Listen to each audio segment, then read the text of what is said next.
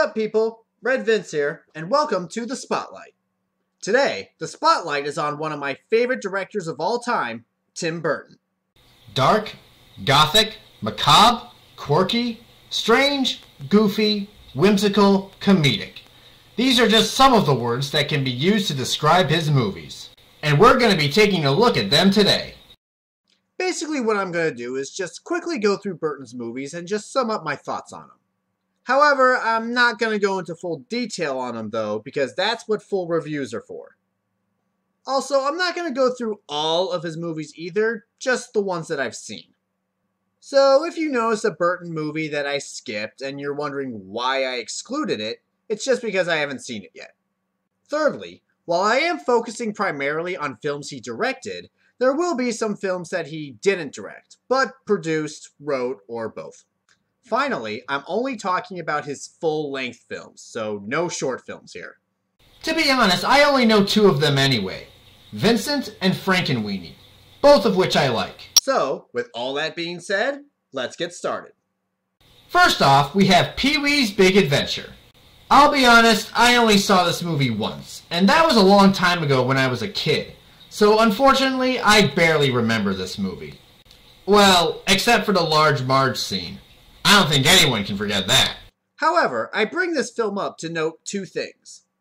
The first is, this is not only Burton's first film he directed, but also the first time he worked with composer Danny Elfman.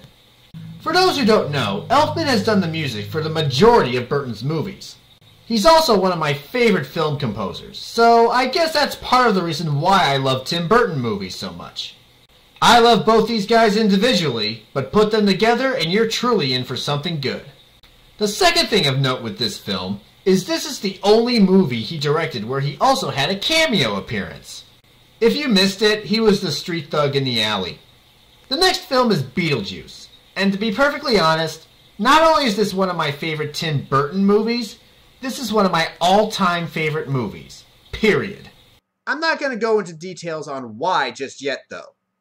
If you remember from my intro video, I said I plan on doing a video counting down my favorite movies, so we'll discuss this movie in fuller detail then. I will say though, that part of the reason I love this movie so much is the title character himself, Beetlejuice.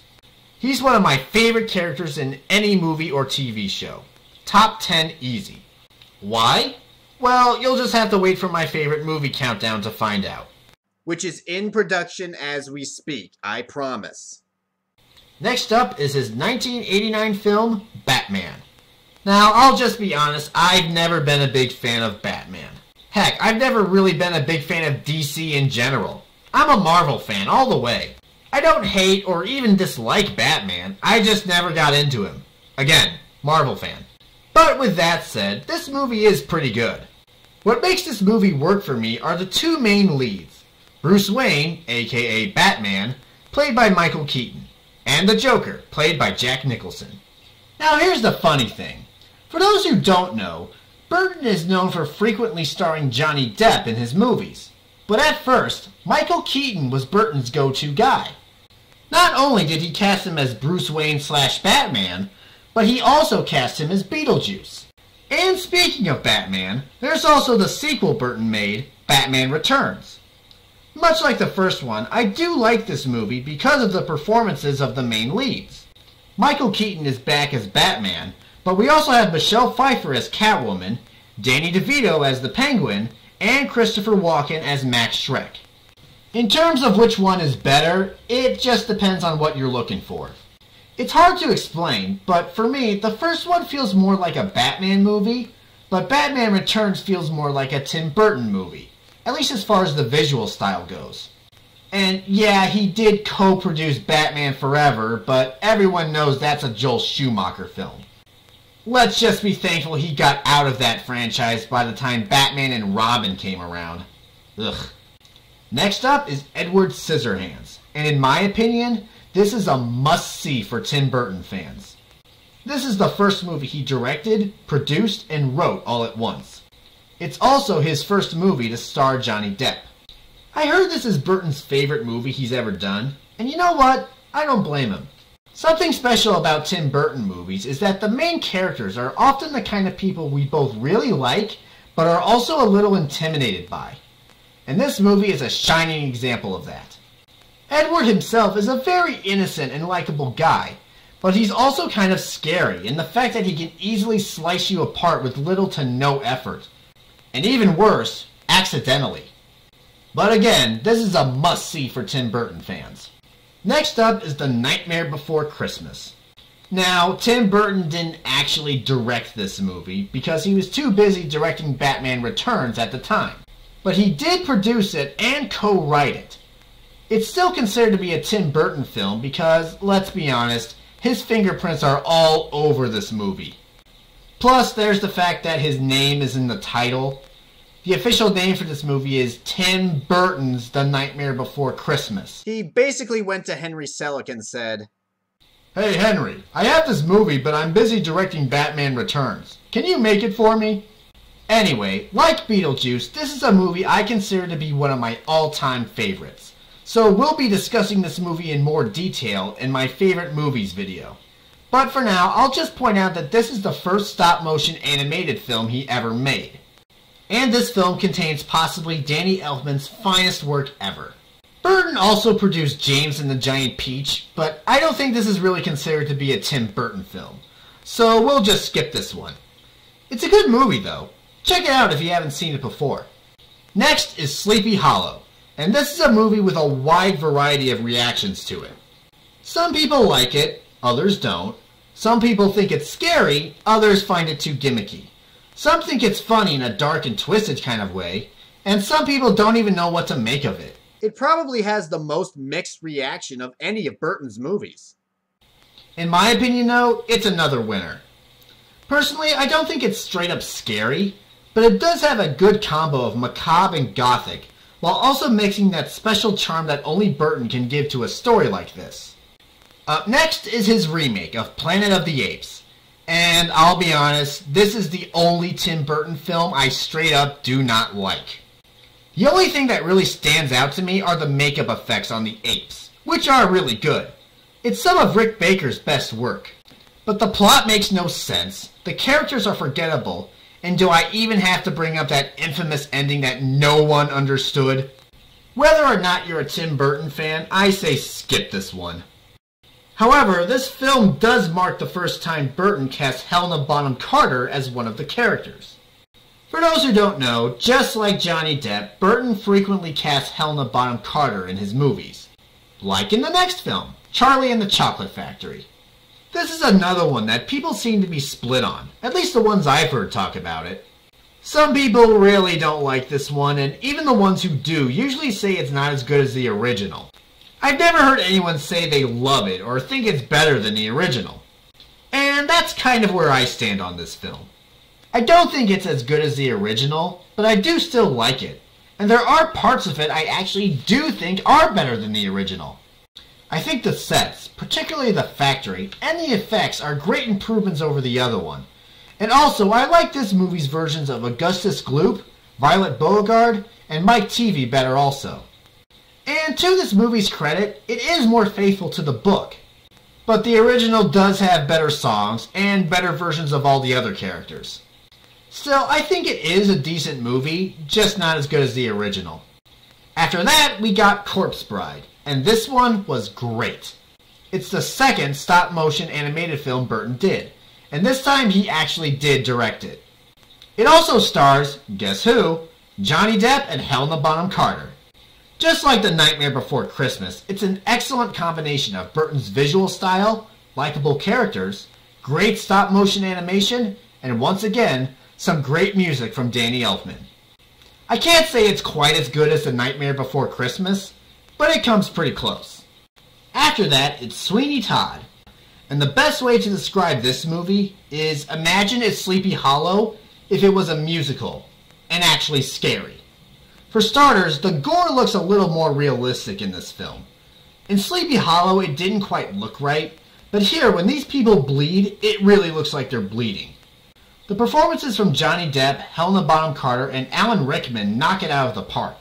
And of course, the music is by, guess who? Actually, no. The music for this one was actually done by Stephen Sondheim. For those who don't know, this movie is actually an adaptation of his 1979 musical. And just like this movie, the music kicks ass. I couldn't pick a favorite song if I tried. This is proof that Burton can do adaptations well. But for proof that he can't, there's Alice in Wonderland. Okay, to be fair, I'm more split on this movie than anything else. But as a big fan of Alice in Wonderland, man was I let down with this one. Well, here's what I do like. I love the visuals to this movie. When I heard Burton was doing an adaptation of Alice in Wonderland, I couldn't wait to see Burton's visual style mixed with the world of Wonderland, and it exceeded my expectations. As usual, Johnny Depp and Helena Bonham Carter are a lot of fun, but did we really have to make the Mad Hatter breakdance? I also really enjoyed the Cheshire Cat, which is a huge plus for me because he's my favorite Wonderland character. I can't say he's as good as the 1951 animated version, but he's still mysterious, has the ability to confuse and deceive people, and has a hint of creepy and crazy to him. Though I have to agree with the nostalgia critic. For a guy who claims he never gets involved in politics, why is he constantly getting involved with politics? And now for the stuff that doesn't work. The rest of the characters aren't that interesting. Alice herself is a snorefest. And the worst thing about this movie is the story. The thing to keep in mind with the story of Alice in Wonderland is there isn't much of a story in the first place. It's a lot like a road trip. Alice comes across something, she spends some time with it, and then it's on to the next thing. Here they try to give it a revolution plot, going completely against what the story should be. I don't know, I'm kind of split on this one, and audience seemed to be too when it came out. So I say check this one out and decide for yourself. For a movie people were not split on, there's Dark Shadows. This movie really got ripped a new one, as the majority of people thought it sucked. This movie is a guilty pleasure for me. The two complaints I hear the most about this movie are, number one, it doesn't follow the TV show it's based off of very closely. Well, I've never seen the show, so therefore I couldn't care less how faithful or unfaithful it is. To be honest, the show looks totally dull anyway. At least the movie looks like it's trying to have some fun with it. And the other complaint I always hear, Johnny Depp's portrayal of Barnabas Collins is just a carbon copy of Jack Sparrow. At times I do see this, but other times I don't see that at all.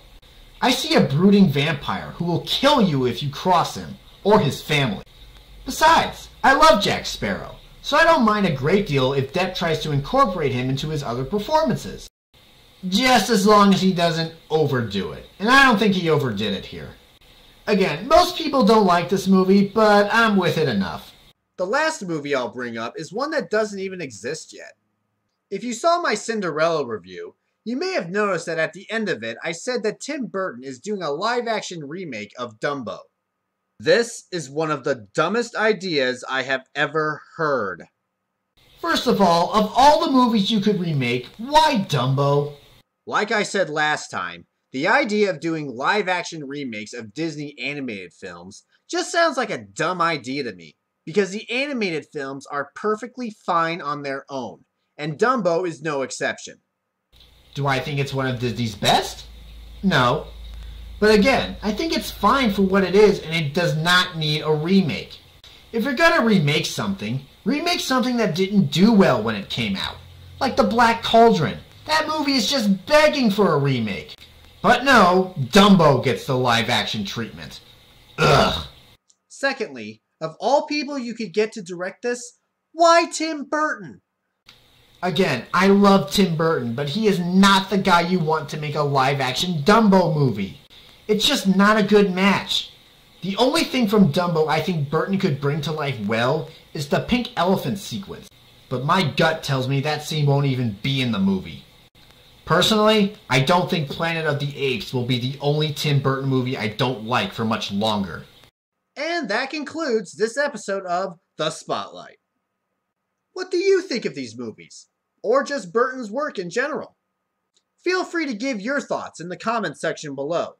And as always, if you like this video, hit those like and subscribe buttons. Until next time, this is Red Vince signing out.